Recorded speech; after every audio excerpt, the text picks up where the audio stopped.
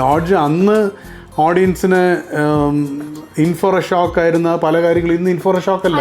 That is become very മണ്ടേൻ അല്ലേ. എല്ലാ കാര്യവും എല്ലാം ഇതിനേക്കാളൊക്കെ തുറന്ന പറച്ചിലുകളും ഒക്കെ ആയിക്കഴിഞ്ഞു.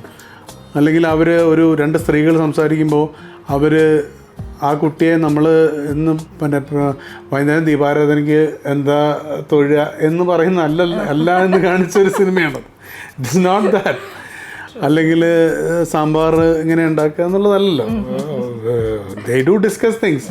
അപ്പം അന്നത് that was a shock value. Now it is ഒന്നുമല്ല. It's become മണ്ടേൻ.